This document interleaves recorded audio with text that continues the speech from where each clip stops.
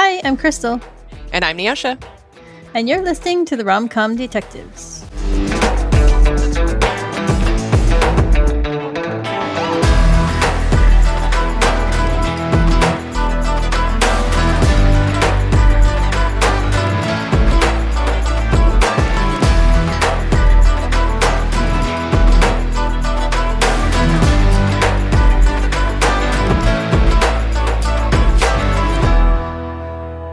Welcome to Rom-Com Detectives, episode 82, Big Castle, Little Castle. Today, Neoshia and I will be talking about Castle Season 2, episode 10, One Man's Treasure. This episode originally aired on November 23rd, 2009, was written by Elizabeth Bial, and directed by Helen Shaver. Oh, so both written and directed by women. Yeah. Case briefing. The victim in this one was Sam Parker / Jake Holland. Same guy, two different names.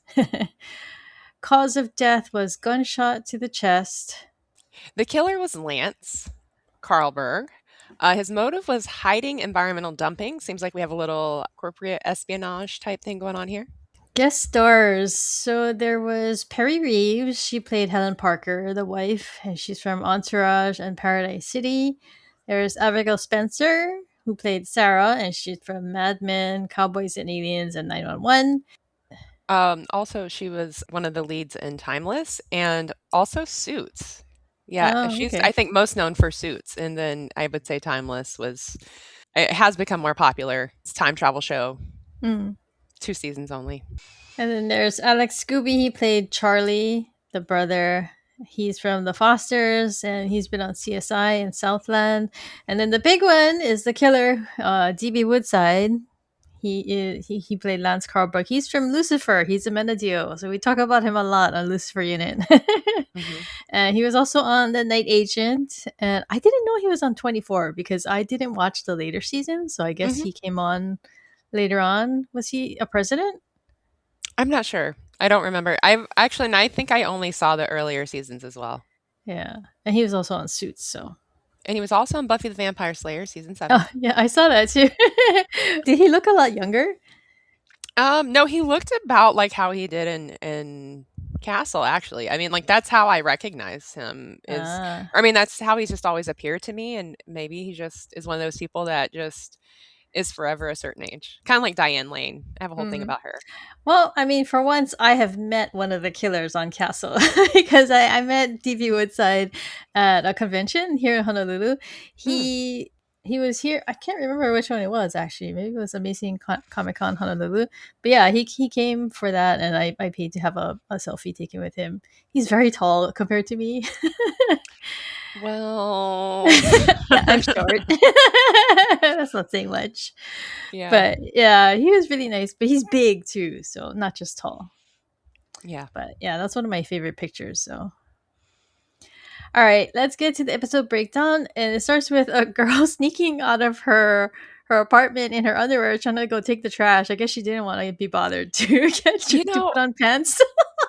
that was so icky to me because I live in a building like that where we have to take our trash to like the trash room or a trash chute. Yeah, And I just can't imagine, like, the closest I've ever come is like my nightgown, but I throw something over it, like yeah, a jacket or bathrobe something. or something. Yeah, yeah. But like just because she kind of looks around the corner to see if anyone's coming and then like Yeah. just walks out in her skimpy underwear. And I'm like, all right. Yeah, that was just put in there for like Castle and Ryan and Espo. Yeah, for them to have a little hee hee ha ha moment over it. Yeah, yeah. Because I mean, okay, I will hop to my closet to go get clothes if I forgot to take it to the bathroom, but I would not go outside like that.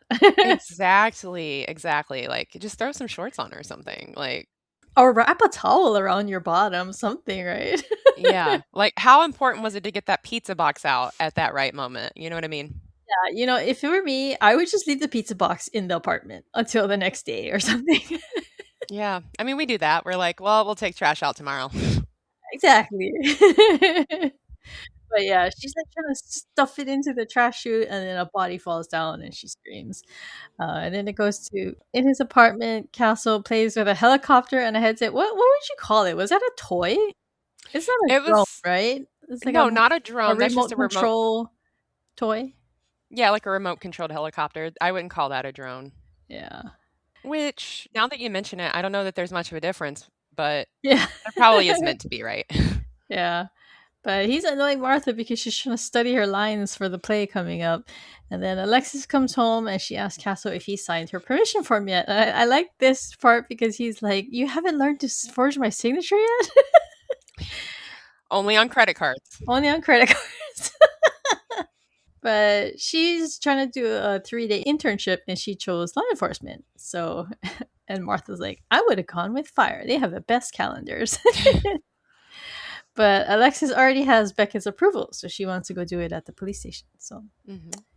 then we have Lainey giving Beckett the rundown on the Vic because, and she says that he died of a gunshot, and the rest of the things wrong with him, I guess, because his body's all bust up and dirty, but Mm. it's from his fall down the chute. Yeah, you'll get that coming down a trash chute, unless it's Silo. And Castle, I don't know why they put this in season 2. I guess it's because of the trash. He's like holding his nose, like 2 fingers on his nose to cover his nostrils because I guess it's really, really stink. And he says he has a Mhm. very cute sense of smell. But the ladies are just like, oh, suck it up. Yeah, I remember, like, one of the early episodes of CSI. Actually, I think it's the first episode of CSI where they go through this because there's, like, a brand new, tech, and they're Yeah. like, "You can't breathe out of your nose, you have to breathe out of your mouth." Like, that's how Yeah. you do it. And I'm gonna be honest, that's some best life advice that CSI ever gave me because, like, when you're in a stinky place, just breathing out of your mouth, becoming a mouth breather really does help because, yeah, those trash chutes it's nasty downstairs where our Except then you compactors gotta are. think about like if I had to breathe through my mouth and not my nose, I would still be covering my mouth just because I would be afraid of anything like germy going in my going in my mouth. I mean, mm. uh, all right, but Lainey's like, "Do you know how long I have to shower before going on a date?" And Castle gets weirdly flirty with her. He's like, "I don't know, but I will. I volunteer to time you." Which how did you feel about that? Because I thought that was such a weird line. I know. It's very. It's kind of like out of nowhere too. I don't know. Yeah.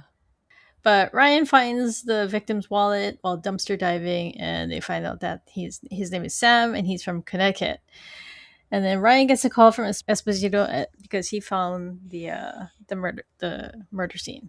So they Mhm. head upstairs, and I guess he died in the trash area upstairs too because there's blood on the wall where he got shot, and then like the trash chute is conveniently right there, so they dumped him in it. So this one was a weird crime scene for me because, like, the resolution they come to really is like, oh, they dumped the body down the chute so that they could get rid of the body and then not have to, like, deal with it right away because they figured that the body would be in the trash chute for a few days. But, But like, they left all the blood on the wall. exactly, like, it looks like a crime scene. Like, who that Wipe because it down. right, and I think what got me was they kinda called it a cleanup. Like, they insinuated there was cleanup here, and I was like, "That wasn't cleanup. That was just them shoving the body down the damn chute."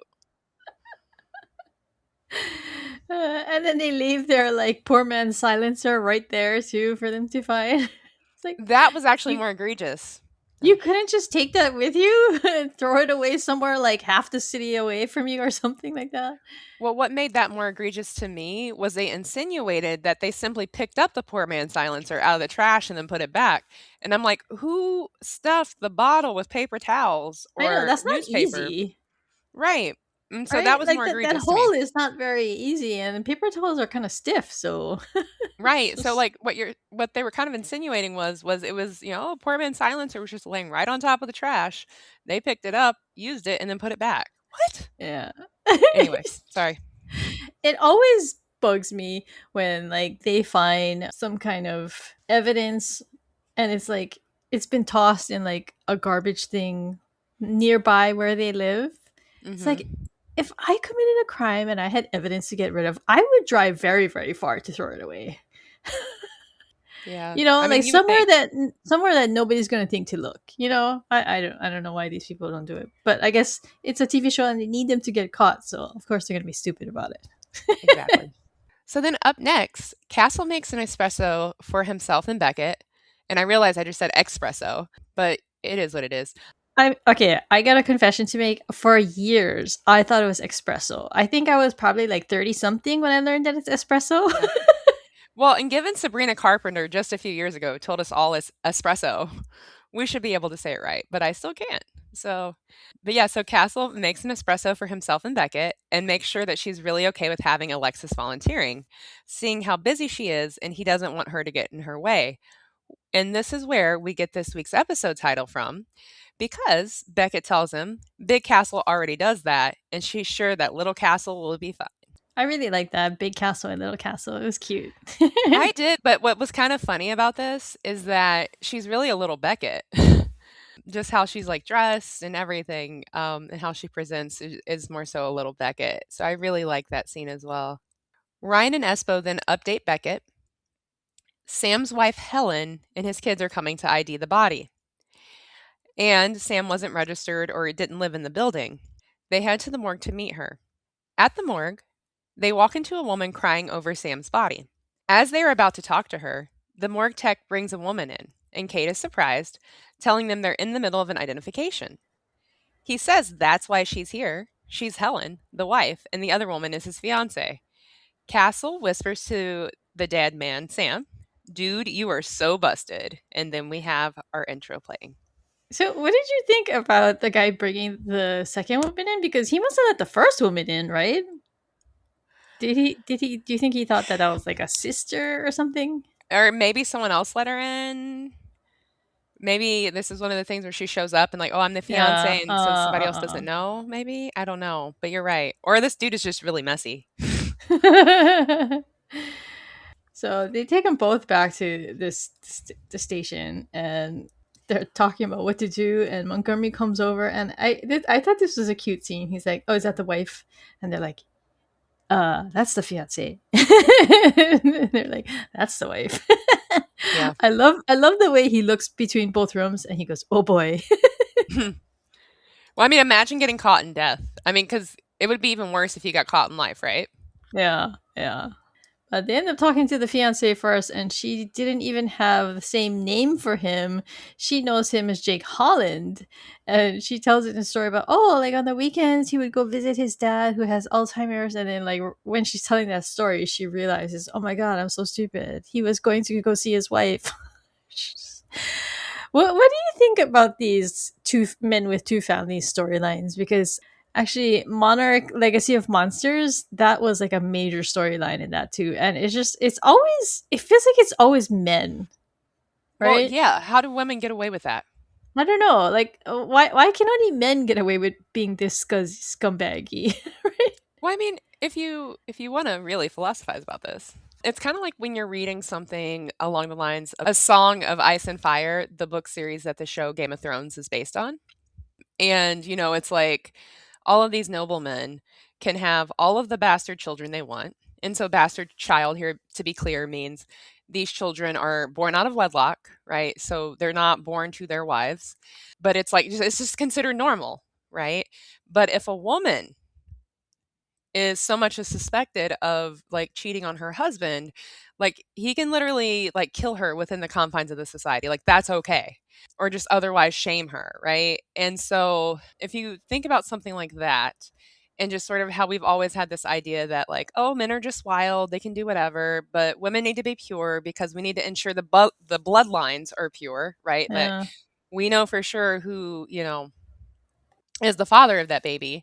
That's one thing. And then I think also like women are stuck at home most of the time, right? Like as we develop throughout this episode, his With the wife kids. was there with the kids, right? Like Yeah. stuck there with the kids and he's like off, working, quote unquote, right? And so I feel like I don't know how you could write a storyline like this and actually make it believable that it like a woman is doing something like this because it just seems to me that everything we have like sort of just historically and contemporarily in our society where it's usually mom who takes care of the kids in the home. I don't know how women get by. Like how could you be leading a double life like this? Because we expect men to travel. It's okay if dad's not home. Not okay if mom's not home. Yeah. She just doesn't have time, right?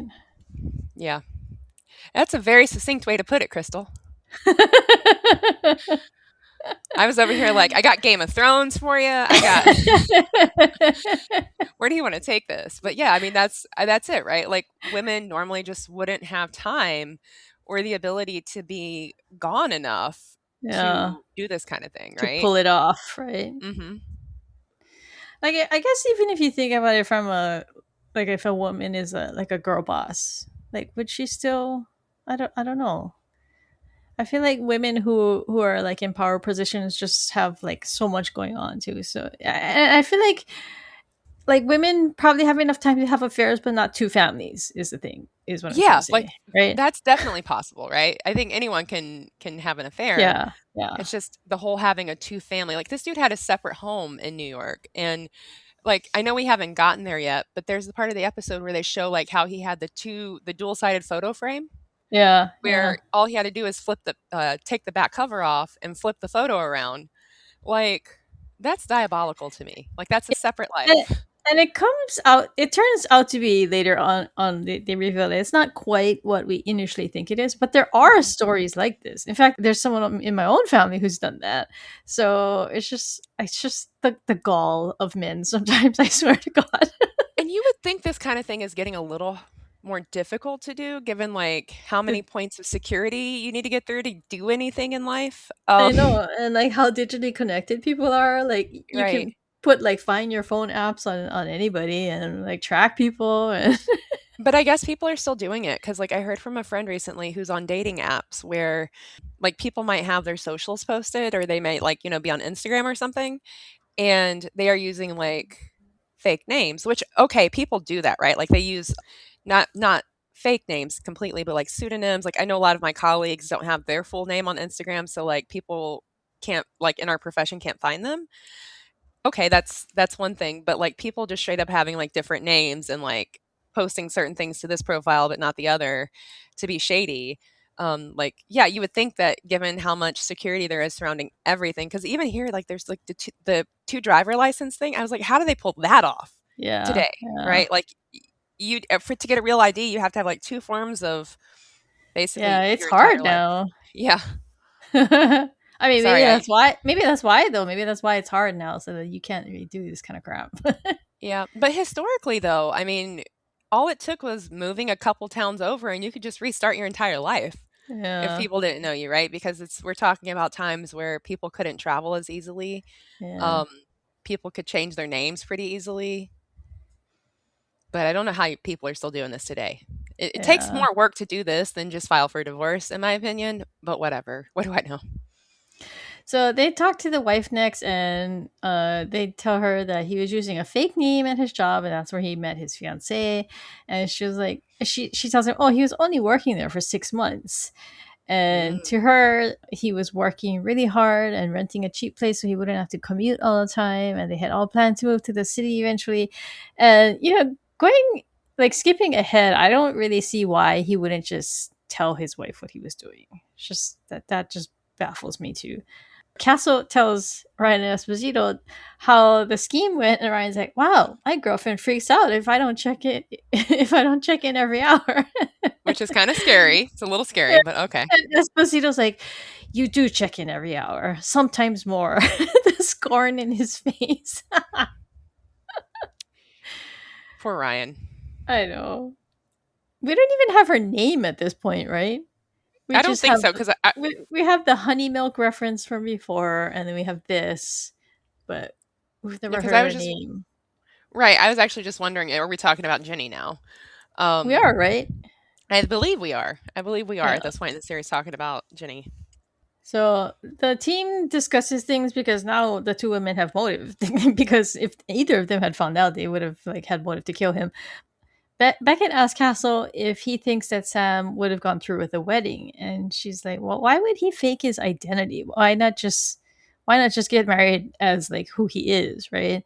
So that doesn't really add up for her. I mean, it makes sense to me to hide his identity because, like, he's, I mean, he is a bigamist if he marries her in either way. But I think it's more clear that he's married to someone else under his real name. I guess I'm just saying I didn't get her confusion on that point. Yeah. Back at home, Castle is making Alexis lunch, and then he turns around and is surprised at how grown up she looks. And I thought it was cute because she looked like she was dressed like Beckett. She was like, I'm gonna cosplay after. That's what Yeah, I'm saying. She looked a little bit more like Little Beckett than Little Castle. yeah, yeah. But Castle asked Martha if that ever happened to her, where she looked at him one day and he was all grown up, and she says, "I'm still waiting for that moment," actually, which was a good singer. Exactly. So at the station, Beckett shows Alexis the property room, which is where they keep things from crime scenes that aren't technically evidence. And Alexis wants to know, like, how come people don't come get these things? And she's like, well, the big things that they do, but smaller things, they just leave it. And so she needs Alexis to categorize everything with a case number, and then they can send it to storage. And like she was apologizing for giving her this task, but I don't know about you, but I got kind of excited thinking about doing this task, like taking something cluttered and like categorizing it and making it all nice and neat and having it shipped off. It just made that kind of thing makes me feel nice. Okay, so I am not an organizer at heart. This would stress me out. However, it kind of seems like the task you would give a high schooler, right? Because I mean, you're not going to have them out anywhere near danger. Yeah, Um, but it's important, right? It's important work that needs to be done that, like as Beckett mentions, no one has time for this. yeah, because it's such a small, like it's very menial, it's time intensive, and they have a lot of cases, right? Right. So Castle's waiting down the hall because he's hovering, he's helicopter parenting, and he wants to know, oh, how is she? And she's like, she'll be fine. And Montgomery is walking next to her, and Castle's tells him, oh, on her first day of preschool, I hid in the bushes outside her school all day to make sure she was okay. And I was like, wow, that is hardcore, because I was very emotional on my kids' first days of preschool, but not stay in the bushes all day. I mean, but Castle just has a special attachment to Alexis. Montgomery tells him that the first time his son went to summer camp, he followed the bus all the way to the camp. And Becca's like, you guys are either really cute or really creepy. The guys come back with stuff from Sam's apartment, including his weekend overnight bag, which was still by the door, and his Jake Holland wallet. And they found, like Neosha mentioned, the picture frame with two sides of the photo, and like, that is just a whole Yeah. other level of sneaky. I'm saying, like, back to our earlier conversation, like, you have to be completely diabolical to pull something like this off, right? Because it Yeah, is yeah. basically two personalities that you have to maintain separately. And like later on, Becca's like, "How do you even have the energy to keep up a lie like this?" And I was just like, "Yeah, like I feel like it would be so stressful, like trying to keep track of all the things that you've said, and like making sure nobody sees each other, and just oh my god." Mhm. Oh yeah. So they also found a phone that had a voicemail on it with a threatening voicemail, and he's saying, "If you don't call me back tonight, I'm gonna tell Helen." And so they traced that call to Charlie DePetro, who is Helen. Helen is the wife, Helen's brother. So they bring him in, but he says that he has not found out. He didn't find out that the guy was dead until his sister told him, and he was mad because the guy owed him money. Yeah, And he $20,000. Yeah, and He's rightfully pissed off because he's like, well, I guess he just took a job in the city so he could have the freedom to cheat on my sister. Yeah, and again, like, this all is not really lining up too well, and then I think we get more information later on why it's not lining up, but he, like, was over borrowed, I think, on the is it the escrow in the house? The Yeah, Yeah, something. he basically, I think, borrowed against his mortgage or something, which is pretty common around this time, and because this is around the big crash of 2008, so a lot of people were losing their homes this way. But he had borrowed like everything he could against the mortgage, and then had his brother-in-law lend him that money that he's never going to get back now. So Charlie's alibi checks out. They ponder why he took a job that pay less. Because keep in mind, Sam slash Jake had been making pretty good money, but he taps into the job that pays him a little bit less. And so that becomes a question on the table. Beckett suggests that maybe it was his pride. and one should never underestimate the fragility of the male ego, which I think is a theme here. Um, Ryan starts to answer, but Castle stops him, telling him she's baiting them and to ignore her, and she'll lose her witchy powers. She says they'll go to his office next, then stands up and pretends she can't find something. Finally, she asks where her broom is. I like that one. Yeah, I like jokester Kate Beckett. yep. At his office, they talk to his boss, who says he probably should have guessed given how overqualified he was. He says he checked, and by the way, the boss is Lance. Lance says he checked his references and they were all glowing. Beckett asks for a copy of his resume and asks if Lance knew that Sam was romantically involved with Sarah. And he says yes, she's one of his best engineers. He expresses his sympathy for her. He was pretty chill about that. that Yeah, that would yeah, have raised some red flags for me. I would have been like, "Oh, you're okay with that?" yeah. But and also he didn't really mention. Oh, actually, it's because he's the one who hired her in the yeah.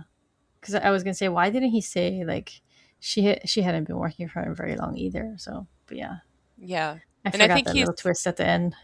yeah, he's supposed to be like okay with it, I think, because there's like nothing inherently wrong about them being together given his cover and who she is. I think that's how I read that.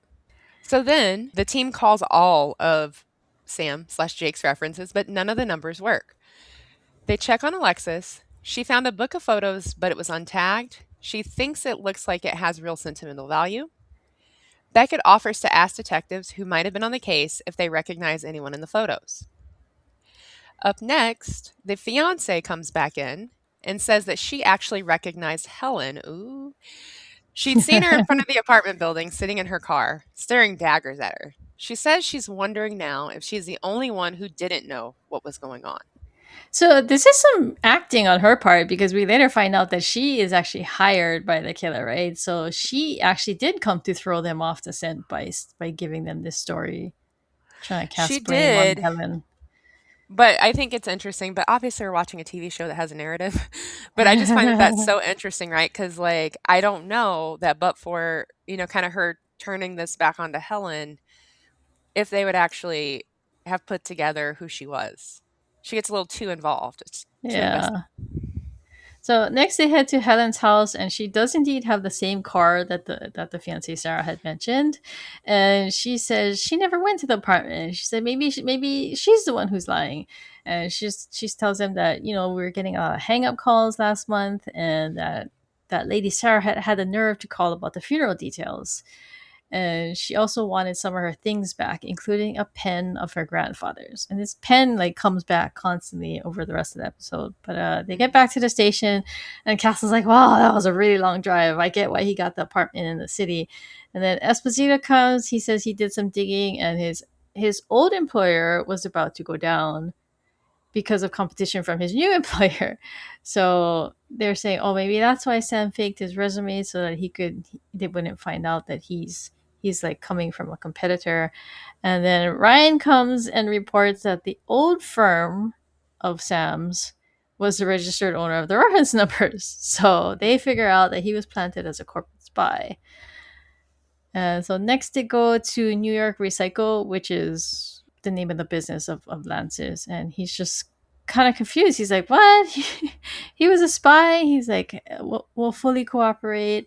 And then I don't know about you. When I first saw this episode, I was like, "Oh, he's definitely the killer. He's the standout actor of this episode." Yeah.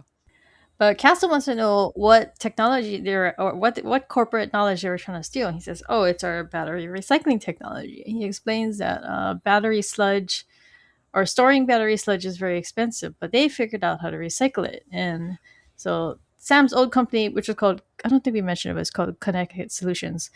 They couldn't compete with what he had developed. And then he says that he confirms that Sarah was on the team to develop this technology. So Castle says, "Oh, that's probably why he targeted her." And I mean, when they leave, they go outside, or actually they get his computer and Sarah's computer, and then outside Sarah approaches them, and she's like, "Well, is it true? Was he just using me the whole time?" And It wasn't real, and this is more acting on her part. Mhm. So I guess the guy Lance must have called her and told her go follow them and like say something.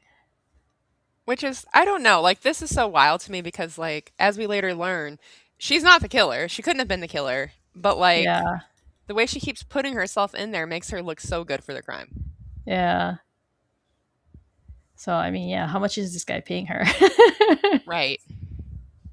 The IT guy examines his laptop and he says that he was using like some kind of masking software or whatever to send emails secretly, and they were going to Andy Berman, the CEO of Connecticut Solutions.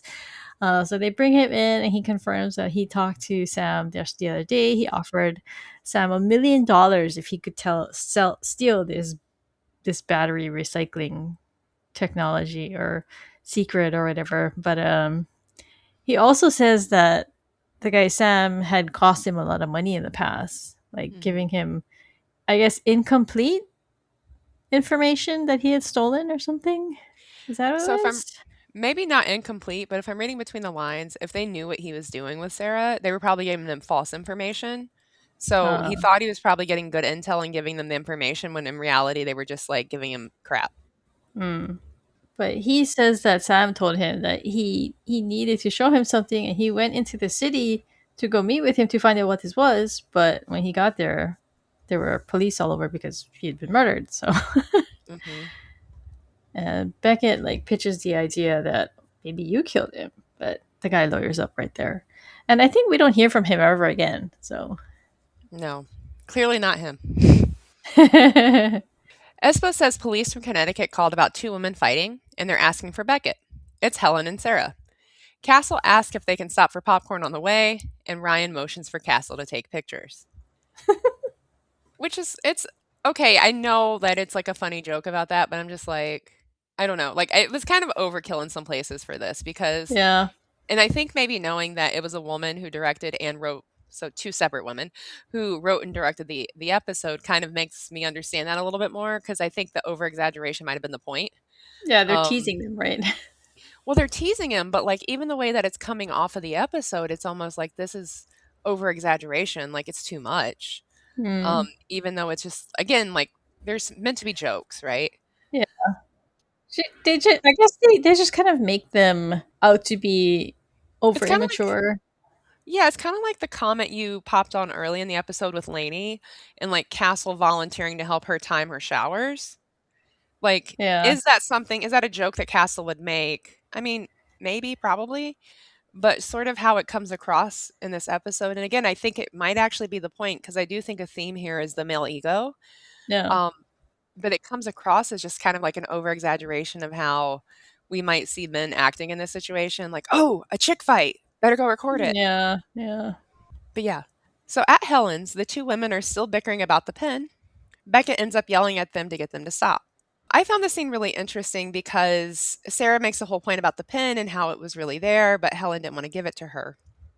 And they're still going at it, like they're still arguing, to the point where Kate's like, "Let me check your bag, Sarah, and see if you actually stole anything." Because Helen is like, "I'm pressing charges for trespassing," and then obviously Sarah wants to press charges for assault. But Well, I think here though the pen, she probably brought that pen with her, right? you know, You know, because that is a good question. it's probably not her grandfather's pen. She probably just brought it with her so she can be like, "See, I found his pen," but actually she just pulled it out of her pocket, kind of thing. You know what I mean? Because the wife was like, "I've never seen that pen before in my life," and so and this lady Sarah was just using it as an excuse to search the place, right? So see, where I thought this was headed with that pen was it had some kind of recording device in it. Yeah, I thought so too.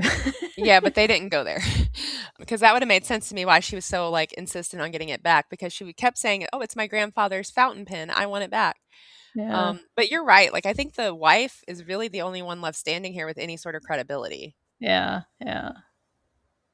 But Sarah mentions that Sam had she's when she's yelling at her, she's like, "No wonder he had an ulcer," and she's like, using it to insult her.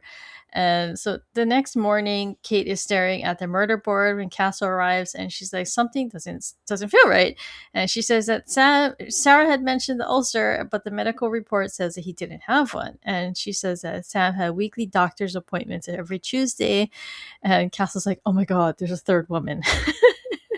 And Esposito reports that the doctor that he was supposedly going to had no patient by either of his names. So that's a mystery too. But I guess he says that he had rented a car service.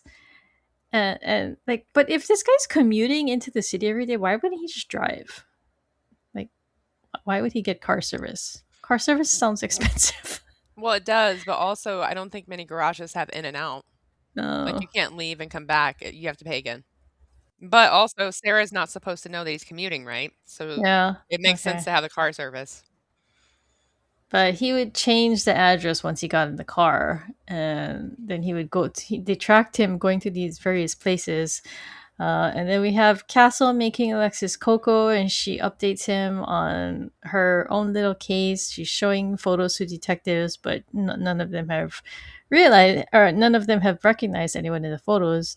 So he starts reminiscing. He says, "Oh, soon you'll be retired from law enforcement and back in the 11th grade," and that gives her an idea. And next we have Ryan and Esposito. They found a longshoreman at one of these addresses, and the guy Sam was asking about shipping logs, and then they find another woman who has a daughter, and Castle gets really excited. He's like, "See, I told you there was."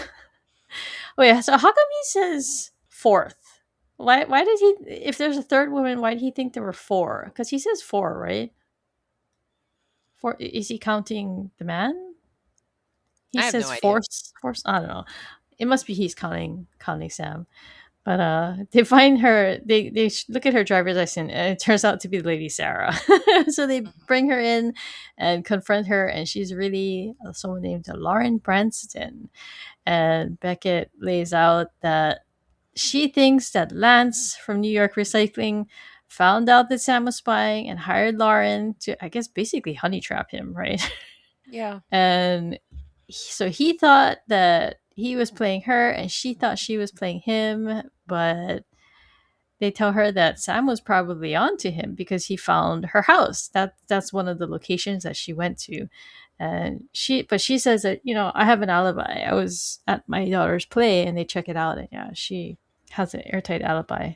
Something about the principal. But they head back to Helen's house to look for what Sarah was trying to find because Castle remembers the pen again. And so they go back and they're searching the looks like the garage, yeah. Mhm. And then Castles figures out that it's something in the shredder. And so they take the shredded pieces of paper and they tape it all back together, and it's photos, and they figure out that he had actually uncovered that New York Recycling was actually switching the labels on their barrels of battery sludge and then dumping it. Mhm. And so I guess at the beginning, the wife Helen had said that the thing most important to her husband was protecting the environment. So that's part of why she's so confused about this. But they bring Lance in, and then they show him the murder weapon that they found. That's what I was talking about earlier. Murder weapon. Like, why would you just dump it in the dumpster outside your apartment? Are you just that lazy? Yeah. I mean, yeah, I mean, that has to be because again, like, there's so many different places on his way home where he coulda, like, dumped that, right? Yeah. Like, can't you just take like the subway like halfway across the city and dump it somewhere, and then just head home after? Like, why at your? Didn't they say his apartment building's Mhm. dumpster? Not too bright, man. But they go back to Helen and explain the whole situation to her, and it's clear at this point that she was truly wronged, and maybe her husband wasn't honest with her about what he was doing, but he was trying to do something good, right? Mhm. Although it kind of sounds like he lost his job and then didn't tell her, right? He lost his job, didn't tell her, which is why he was, like, borrowing it against the mortgage and everything, yeah. Yeah, so he was not fully in the clear in my book. But Castle comes to Kate's desk and he shows her a newspaper which has a headline about the EPA shutting New York recycling down. And then Kate answers the phone and it's someone named Anna Knowles, and it's Alexis is like there. She's like, "Oh, it's that's for me," and she says that she tracked down the owner of the photos through a retired detective because that's what Castlewood said earlier that tipped her off to what she can look into. Beckett's really impressed with Alexis closing the case, and she lets her go and give the pictures because the photos belong to this Anna lady's mother, so Mhm. that's who she's returning to. So it was cute. I liked it. Nice little Yeah, happy ending. and I liked the Beckett and Alexis interaction that we get in this episode. Yeah, so little Castle gets a win. Okay, Beckett's hair watch. Her hair seems to be getting poofier and poofier. It's Yeah, it's getting mushrooming. high. Yeah, it's mushrooming almost. There are, and there are a lot of pop culture references this time. When in the beginning, when Castle is playing with his helicopter and buzzing around her, she's like, "If you come any closer, you're gonna have Black Hawk Down on your hands." Which is a weird way to reference that. But it is a 2001 movie, but it's based on a real life like event. Yeah, yeah. And then I wrote down American Psycho, but what what scene did that come in? I got nothing. Have you ever seen that movie? I've never seen that movie. Nope. That's the one It with kind Christian Bale, right? Yeah, yeah, yeah. It's kind of one of those movies that just kind of intimidates me, so I just kind of just like assume Yeah. that I'm not going to be in the mood for it, so I've never touched it. And then when they start talking about corporate espionage, they Castle mentions three different pairings. He says Bill Gates and Steve Jobs, Kobe Bryant and LeBron James, and then Angelina Jolie and Jennifer Aniston.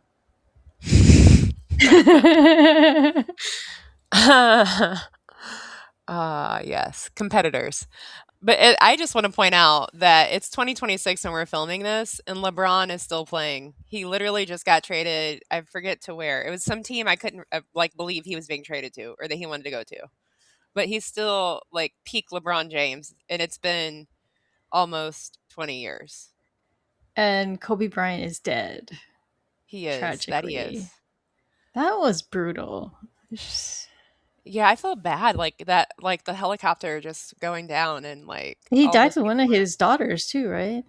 Yeah, one of his, I think it was his middle daughter, Oh because man. there's, yeah, three girls. And then, so the oldest one is alive and the youngest one, and maybe there was a baby. There might have been four girls. But Mm, yeah, one of his daughters and her teammates, because they were at a basketball tournament and they took his helicopter and there was a crash. it's crazy. And I don't think we need to explain the Angelina Jolie Jennifer Aniston thing. Well, maybe for like they're competitors because of Brad Pitt. So for Yeah. younger people, maybe not quite so up on the Yeah. old celebrity rivalries. Let's just say Uh, put the Helen and the Sarah in the context. and then Alias because of all the spying going around. And Neoshia, you wrote down Aaron Brockovich, but I don't remember when that was. Yeah, like Castle just throws it out there, like basically talking about Sam slash Jake being like Aaron Brockovich, because Okay. that is a 2000 film, or it's a 2000, it came out in the year 2000. It's a film, but it's actually based on real life events of a woman who at the time was like a legal assistant, but later became an attorney, who her work and advocacy helped people pursue damages against, I think, an electric company or some kind of power company that had essentially poisoned the entire community. And so people were dying of like really brutal cancers at high rates. And so that's the connection here with Aaron Brockovich. It's the Sam slash Jake character. We didn't have any Ca- Martha isms. Oh, sorry. yeah. And then Cascade Corner. I don't know that there was a lot of that in this episode. It kind of felt like it was taking a break this week. Yeah. So bestseller list scenes. I liked Martha Zinger and the way Castle's like, I set you up for that one. I like that. I liked the scene where they're interrogating Sarah slash Lauren, because her comment about men just being so easy and Castle's reaction like really killed me, because in like seconds later it's like actually you were getting played. But I love the spirit. She had the spirit. Favorite lines. I actually like when Kate goes, "Where's my broom?" Um, and mine is actually an exchange between Beckett and Castle. So it starts with Beckett asking Castle, "One wife too many?" Castle answers, "It's two wives too many." And she responds with, "It seems the common denominator here is you." All right, we're going to take a quick break and we'll come back with a new Beckett's interrogation.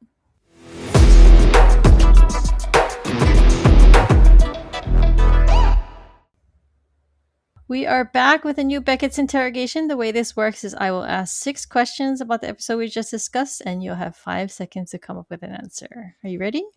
I'm as ready as I'll ever be.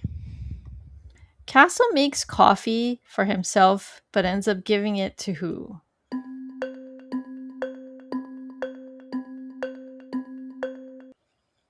Montgomery? No, he gives it to Ryan. Ah, okay. Question 2. How much money did Sam owe Charlie?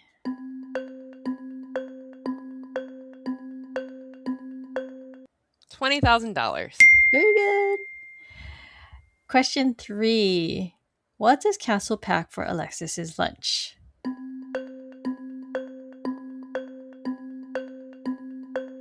So it's organic and it's like a turkey wrap and it has I think that's alfalfa and tomato, Yeah. right? Yeah. On Yeah. tortilla It for looked wrap. good. I would have eaten I, that. I would have too. I was kind of wondering where did he get that wrap because it looked like a nice size wrap. I can never find him like that. Question 4. Where was the summer camp that Montgomery's son went to? Where he followed him all the way there.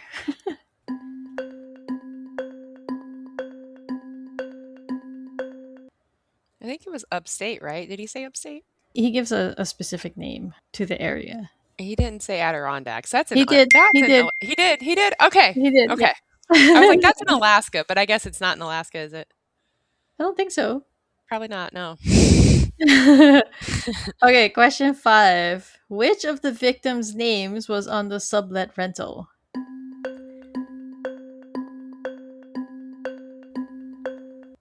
Was it Jake Holland or Sam Parker? Sam Parker. No, it was Jake Holland. Shoot. Okay. Okay, and last question. What floor is Sam Parker killed on?